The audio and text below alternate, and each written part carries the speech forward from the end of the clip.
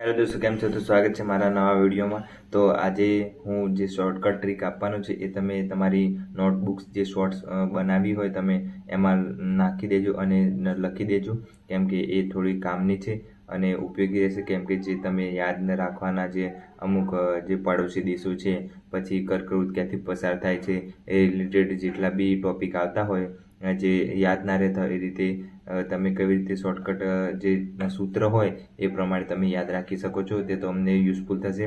તો ખાસ ધ્યાનથી જો આ વિડીયો અને છેક લાસ્ટ સુધી બન્યા રહેજો તો ઉપયોગી રહેશે. અને મેં અગાઉ જે હસમુખ સાહેબે જે પેપર લીધા છે તલાટી જુનાગઢ અને કોન્સ્ટેબલના, આ 3 પેપર છે એ મેં PDF બનાવી દીધી છે ટેલિગ્રામ. તો ટેલિગ્રામ જોઈન કરી લેવી. આપણે વિડીયોના ડિસ્ક્રિપ્શનમાં લિંક મૂકી દીધી છે, તો ત્યાંથી જોઈન કરી લેવી.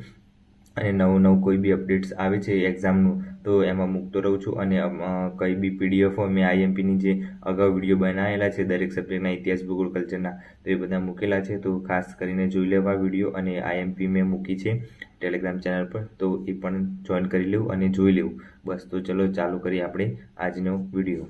તો દોસ્તો, આ છે શોર્ટકટ ટ્રિક્સ જેમાં તમે યાદ રાખી શકો છો. મેં ચોપડામાં લખ્યું છે. તો ચલો ચાલુ કરીએ. પહેલાં વોઠાનો મેળો જે 7 નદીઓ મળે છે, વોઠાની નદી અમદાવાદમાં આવેલી છે.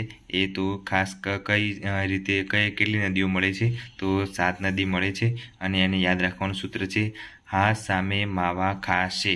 તો હા પરથી હાથમાંથી, સામાંથી સાબરમતી, મેથી મેસવો, માંથી માજુલ, અને વાથી વાત્રક, ખાથી ખારી, અને શેથી શેઢી. એટલે હાથમાંથી સાબરમતી, મેસો, માજુલ, વાત્રક, ખારી અને શેઢી, આ 7 નદીઓ વોઠાના મેળા જે ભરાય છે ત્યાં 7 નદીનો સંગમ થાય છે એ બતાવે છે. પછી બીજું છે ગુજરાતની 8 મહાનગરપાલિકાઓ. જે મહાનગરપાલિકાઓ છે એને સૂત્ર શું છે? રાજુભા અમે જાસુ ગાવ. તો એના માટે રાજકોટ, જુનાગઢ, ભાવનગર, અમદાવાદ, જામનગર, સુરેન્દ્રનગર, ગાંધીનગર અને વડોદરા. આ રીતે 8 તમે યાદ રાખી શકો છો આ સૂત્રના આધારે. પછી ત્રીજું છે ચલણી નાણું રૂપિયા ધરાવતા દેશો. જે રૂપિયો જ્યાં કયા દેશોમાં ચાલે છે એવું પૂછાઈ શકે કદાચ, તો એ ટાઈપના સૂત્ર છે. ભારત સે મામાશ્રીને પાઈ રૂપિયા કી થેલી. તો એના દેશના નામ છે પછી ભારત, પછી સેસેલ્સ, પછી માલદીવ, મોરિશિયસ, પછી શ્રીલંકા, નેપાળ, પાકિસ્તાન અને ઇન્ડોનેશિયા. આટલું યાદ રાખવાનું. જે ભારતમાં ચલણી નોટો ચાલતી હોય રૂપિયો, એ બીજા કયા દેશમાં છે એવું પૂછાઈ શકે, તો એ જોઈ શકે છો તમે આ રીતે. પછી છે 15 ઓગસ્ટ 2013ના રોજ બનેલા 7 યાદ રાખવા માટે.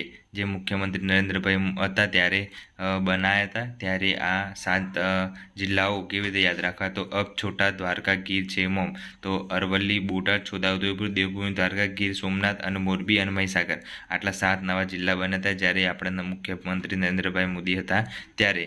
પછી છે ગુજરાતમાં કયા જિલ્લામાંથી કર્કવૃત પસાર થાય છે? તો કપાસમાં આગ. 6 જિલ્લાઓ છે. તો કપાસમાં આગ. તો કથી કચ્છ, પાટણ, સાબરકાંઠા, મહેસાણા, અરવલ્લી, ગાંધીનગર. આ રીતે પસાર થાય છે. તો આ યાદ રાખવાનું ખાસ પૂછાય છે, કર્કવૃત ક્યાંથી પસાર થાય છે એ. પછી છે ભારતમાંથી કર્કવૃત પસાર થતા 8 રાજ્યો, જેમાં છે મમ્મી પણ ગુજરાતી છે. તો મથી મધ્યપ્રદેશ, મીથી મિઝોરમ, પણથી પશ્ચિમ બંગાળ, ગુથી ગુજરાત, જથી ઝારખંડ, અને રાથી રાજસ્થાન, તીથી ત્રિપુરા અને છથી છત્તીસગઢ. આટલા યાદ રાખી દેવાના, 8 તો આ પૂછાય છે, તો ખાસ કરીને યાદ રાખવાના. પછી ચલણી નોટ, આપણી જે ચલણી નોટો નવી નીકળી છે એની નોટના પૂછાય છે કે 100ની નોટ ઉપર શું આવ્યું આ તે. તો ટ્રિક્સ છે કોઈ હરાસા લમ્હા. તો કોઈ ઉપરથી કોણાર્ક સૂર્ય મંદિર. 10ની નોટ ઉપર છે ઓડિશા. પછી 20ની નોટ ઉપર એટલે ઇલોરાની ગુફા, એટલે મહારાષ્ટ્રમાં આવે છે. 50માં હમ્પી સ્મારક એટલે કર્ણાટકમાં. 100માં રાણકી વાવ, ગુજરાત. પછી એટલે સાચીનો સ્તૂપ 200ની નોટ ઉપર મધ્યપ્રદેશ. પછી 500ની નોટ ઉપર એટલે લાલ કિલ્લો છે તો દિલ્હી, બરાબર. પછી 2000નું મંગળયાનની તો બંધ થઈ ગઈ છે, પણ આ તો કદાચ પૂછાઈ શકે, તો યાદ રાખવાનું. બસ આવી રીતનું છે. પછી છે ભારતના પાડોશી દેશો. આપણા 7 પાડોશી દેશો છે 7 તો યાદ રાખવાના. 55 MBA.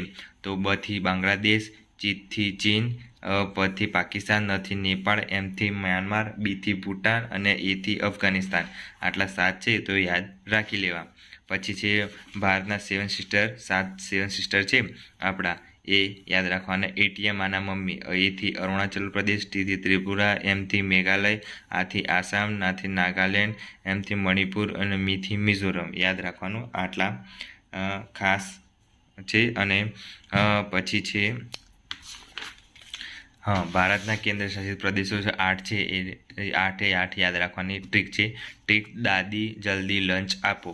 દાથી દાદરનગર હવેલી અને દીવ દમણ આ ભેગું થઈ ગયું છે હવે, એટલે અલગ કરવાની જરૂર નથી. એટલે દાદરનગર હવેલી અને દીવ દમણ, જમ્મુ કાશ્મીર, લદ્દાખ, દિલ્હી, લક્ષદ્વીપ, ચંદીગઢ અને અંદમાન નિકોબાર અને પુડુચેરી. આ સૂત્ર યાદ રાખવાનું. એટલે 8 આપણને ઓટોમેટિક આવડી જશે. પછી ગુજરાતના દરિયા કિનારા ધરાવતા 15 જિલ્લાઓ. તો આ 15 જિલ્લાઓમાંથી એમ પૂછાઈ શકે કે નીચેનામાંથી કયા જિલ્લાઓ દરિયા ધરાવે છે કે દરિયો ધરાવતા નથી, એવા વિધાનમાં પૂછાઈ શકે. તો યાદ રાખવાનું રીત છે. કચ્છના દેવજા, જૂનાગઢના પીજીમાં, અમો, ભાવનગર, અમદાવાદ, આણંદ થઈ શુભવન જઈશું. તો જો કચ્છ માટે કચ્છ, બરાબર. પછી દેવ માટે દેવની ભૂમિ એટલે દ્વારકા. પછી જા એટલે જામનગર, જૂનાગઢ એટલે જૂનાગઢ. પછી છે પી એટલે પોરબંદર. પછી જી છે એટલે ગીર સોમનાથ, અ છે અરવલ્લી, મો એટલે મોરબી, ભા એટલે ભાવનગર, અમદાવાદ, આણંદ. પછી સુ એટલે સુરત, ભ એટલે ભરૂચ, વ એટલે વલસાડ, ન એટલે નવસારી. એવી રીતે લાઇનસર યાદ રાખવાના. એટલે 15 આવડી જશે. પછી ભારતના સમુદ્ર તટ ધરાવતા 9 રાજ્યો. ભારતમાં પૂછાય કયા રાજ્યમાં આ સમુદ્ર અડે છે કે નથી અડતો, તો એ ટાઈપનો ક્વેશ્ચન પૂછાય. તો ટ્રીક છે ગુમ કે આવ પતંગો કર્ણાટક, ગુથી ગુજરાત, મથી મહારાષ્ટ્ર, કેથી કેરળ, આથી આંધ્રપ્રદેશ, ઓથી ઓડિશા, પથી પશ્ચિમ બંગાળ, તથી તમિલનાડુ, ગોથી ગોવા અને કથી કર્ણાટક. આ ગુમ કે આવ પતંગો મેં જાતે બનાવ્યું છે. પછી આ છે ગુજરાતના દરિયા કિનારો, એ પણ મેં જાતે બનાવ્યું છે, તો ખાસ જોઈ લેવું. પછી છે આ યુરોપિયન પ્રજા છે એ કેવી રીતે આવી, એ નદી પરના બંધ. આ મેં મારી નોટ્સ બનાવી છે અલગ પર્સનલી. પછી છે મુખ્યમંત્રી માટે ખાસ જોવું. જબ હોંગે સીબીએમ અમર છે સૂર્ય, શંખ દિલ કે નારે, આનંદી વિજય ભૂપેન્દ્ર. એટલે એ રીતના મુખ્યમંત્રી યાદ રાખવાના. જથી જીવરાજ મહેતા, બથી બળવંતરાય મહેતા, હોથી હિતેન્દ્રભાઈ, ગેથી ઘનશ્યામભાઈ, સીથી ચિમનભાઈ, બીથી બાબુભાઈ, એમથી માધવસિંહ અને અથી અમરસિંહ, છથી છબીલદાસ, સૂર્ય એટલે સુરેશ, શંખ એટલે શંકરસિંહ, દિલથી તે દિલીપ, કેથી કેશુભાઈ, નાથી નરેન્દ્ર અને આનંદી વિજય અને ભૂપેન્દ્ર. આ 3 તો પાછળના યાદ રહી જાય. એટલે આ સૂત્ર છે, તો આ સૂત્ર ખાસ જોઈ લેવું. જબ હોંગે સીબીએમ અમર છે સૂર્ય, શંખ દિલ કે નારે, આનંદી વિજય ભૂમિ પર. એ જ છે, એટલે આવડી જાય એવું જ છે. તો મેં આ રીતની નોટ્સ બનાવી છે. તમે પણ આવી રીતની નોટ્સ બનાવી શકો છો, જેમાં જે આઈએમપી ટોપિક હોય લખી દેવાનો. મેં સામાન્ય વિજ્ઞાન માટે આ જો ગતિના નિયમ કોને આપ્યા, સાપેક્ષનો નિયમ કોને આપ્યા, આ બધા નિયમો ખાસ પૂછાય છે. પછી એસિડ પૂછાય છે કે એસિડિક એસિડ વિનેગરમાં, લેક્ટિક એસિડ દૂધમાં, સાઇટ્રિક એસિડ લીંબુ નારંગીમાં, ટાર્ટ્રિક એસિડ આંબલીમાં, ઓક્ઝેલિક એસિડ ટામેટામાં. એ ટાઈપના ક્વેશ્ચનો પૂછાય છે, તો લખી દેવાના એવી રીતે, એટલે તમને યાદ રહે. પછી હિમાલય કયા દેશમાંથી પસાર થાય છે. હિમાલય કયા દેશમાંથી પૂછાય છે, ખાસ પૂછાય છે ભૂગોળમાં, તો એ જોઈ લેવાનું. ટ્રીક બીબીને ચા પીવડાવ. એમ એટલે 5 દેશો છે, એટલે બીથી ભૂટાન, બીથી ભારત, બીબી એટલે ભૂટાન, ભારત, નેપાળ, ચીન અને પાકિસ્તાન. બીબીને ચા પીવડાવ એટલે યાદ રહી જાય એવી રીતનું છે. એટલે પછી બીજું છે આ કર્કવૃત. કઈ નદી વિષુવવૃત્ત રેખાને 2 વખત ક્રોસ કરે છે.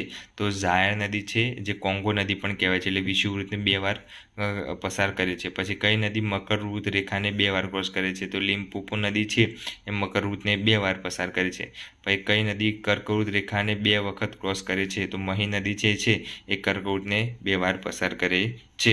આ રીતની જે મેં આન્સર કી બનાવી છે, એટલે આન્સર કી મતલબ શોર્ટકટ ટ્રીક એ તમે જોઈ શકો છો. પછી સૌથી વધુ ઠંડી ક્યાં પડે છે, તો ગુજરાતમાં પૂછાય તો નલિયા કચ્છ, ભારતમાં પૂછાય તો દ્રાસમાં જમ્મુ કાશ્મીર, પછી વિશ્વમાં પૂછાય તો નોર્વેમાં. અને સૌથી વધુ ગરમી ગુજરાતમાં ડીસા બનાસકાંઠામાં, ભારતમાં શ્રીનગર, શ્રી ગંગાનગર રાજસ્થાનમાં આવેલું છે, અને વિશ્વમાં સાઉદી અરેબિયા.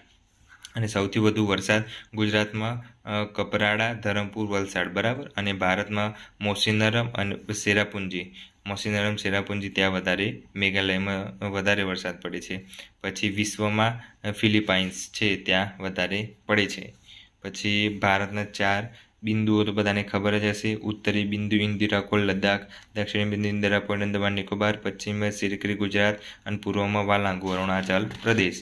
આ રીતના ખાસ યાદ રાખી લેવાના. મેં આવી રીતે બધું બનાવ્યું છે, તમે જોઈ શકો છો. તો વિદેશી યાત્રાળુઓ જે આવ્યા હતા એ ફાહિયાન, સુંગયુ, યુહેન સાંગ, ઇસિંગ. આ પ્રશ્ન પૂછાય તો હેરોડ્સ ડાયનેમિક્સ. પછી છેલ્લે પેરિપલ્સ ઓફ ધ. પછી આ રીતના મેં બધા રાજ્યો. પ્રથમ જો યુગ લખ્યું છે મૌર્યકાળ. પ્રથમ રાજા કોણ છે? ચંદ્રગુપ્ત મૌર્ય. અને અંતિમ કોણ હતું? બૃહદત્ત. એવા પૂછાય છે પ્રથમ અને અંતિમ. તો આવી રીતે તમે લખી શકો છો. મૌર્ય, ગુપ્ત, મૈત્રક, ચાવડા, શૈલ, વાઘેલા, એવી રીતે. પછી દિલ્હી સલ્તનતના લખેલા છે મેં. આવી રીતના પ્રથમ કોણ હતો, છેલ્લો કોણ હતો, એ રીતના ક્વેશ્ચનો પૂછાય છે. પછી છે રાષ્ટ્રપતિની પદની લાયકાત કેટલી છે? 35 વર્ષ કે તેથી વધુ. વિધાનસભા અને લોકસભાની 25-25 હોય છે. રાજ્યસભા અને વિધાન પરિષદની 30-30 હોય છે. સરપંચની 21 હોય છે. ઉપરાષ્ટ્રપતિની 35 હોય છે. અને રાજ્યપાલની પણ 35 હોય છે. એટલે એ જ પૂછાય છે, ખાસ તો જોઈ લેવું.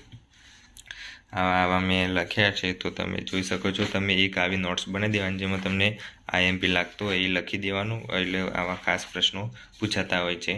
એટલે મેં આવી રીતે બનાવ્યું છે. બસ આ જ હતું. તો દોસ્તો, આ મેં આવી રીતે નોટ્સ બનાવી છે, તો તમે નોટ્સ બનાવી શકો છો અને તમને ઉપયોગી થાય એ માટે મેં શોર્ટકટ ટ્રીક પણ આપી દીધી છે. તો ચેનલ પર નવા હોય તો સબસ્ક્રાઈબ કરી દેજો. અને જે જૂના વિડીયો છે મેં આઈએમપી ટોપિક મૂક્યા છે, ઇતિહાસ, ભૂગોળ, કલ્ચર, એ જે અગાઉ 3 પેપર હસમુખભાઈએ લીધા હતા એમના આધારે મેં બધા બનાવ્યા છે. અને એ જે વિધાનોવાળા જે ક્વેશ્ચનો છે એને એનાલિસિસ કરી 3 પેપરમાંથી આઈએમપી નીકાળી છે અને અલગથી બનાવ્યું હતું એ કયા ટોપિક ખાસ કરવા એના માટે. તો અગાઉ જે તમે નવા હોય તો જોઈ લેજો અને એ ઉપયોગી થશે તમને. આજ માટે આવી રીતે મેં શોર્ટકટ ટ્રીક બનાવી છે, એવી રીતે તમે પણ બનાવી શકો છો. અને પોતાના ચોપડો અલગ બનાવી દેવાનો. બધા સબ્જેક્ટનો અલગ બનાવવા નહીં રહેવાનો. નોટ્સ ન કરે તો ટાઈમ હવે છે નહીં વધારે, કેમ કે હવે આ 8મો મહિનો તો પૂરો, 9મો, 10મો, 11 મહિનામાં રનિંગ છે. 3 મહિના રહ્યા. પછી 12મું પહેલા મહિનામાં તો એક્ઝામ છે પીએસઆઈની. અને બીજા મહિનામાં કોન્સ્ટેબલની એક્ઝામ છે. તો એવી રીતનું પ્લાનિંગ છે. તો બને ત્યાં સુધી બધા સબ્જેક્ટ પૂરા કરીને રિવિઝન કરવાનું ચાલુ કરી દો, એટલે પાસ થવાનું ચાન્સીસ વધારે. જેટલું રિવિઝન કરશો એટલું પાસ જલ્દી થવાશે. તો આવી રીતનું મેં બનાવ્યું છે. મેં ખાલી એક જ સબ્જેક્ટનો નોટ્સ બનાવી છે, એ છે બંધારણ. બંધારણમાં મેં કેવી રીતની નોટ્સ બનાવી છે બતાવી દઉં હું તમને. બંધારણનો ચોપડો છે. મેં બંધારણનો ઇતિહાસ ક્યાંથી ચાલુ થયો હતો, તો આ રીતને કંપનીનું શાસન હતું 1773 1858માં. એ રીતના બધા એક્ટ લખેલા છે. એક્ટ વિશે લખેલું છે. પછી આવી રીતના એક્ટ પૂરા થઈ જાય આ બધા પછી છે મૂળભૂત ફરજો. તો મૂળભૂત ફરજો આવી રીતે લખ્યું છે. મૂળભૂત ફરજો કયા બંધારણમાંથી લેવાય, કઈ સમિતિ લેવામાં આવે, એ ટાઈપના બધા લખ્યા છે. મૂળભૂત ફરજો કઈ છે, આપણે 11 મૂળભૂત ફરજો છે તે કઈ છે એ લખી દીધી છે.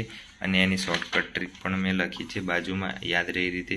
તો તમારે જોઈતી હોય તો કોમેન્ટ કરજો. હું આ બંધારણનો જે મેં ચોપડો બનાવ્યો છે તો એનો એક અલગથી વિડીયો બનાવું તો તમારે ઉપયોગ થાય એ માટે. પછી વિધાનમંડળ મેં આવી રીતે લખ્યું છે. તમે આવી રીતે શોર્ટકટ લખી શકો છો.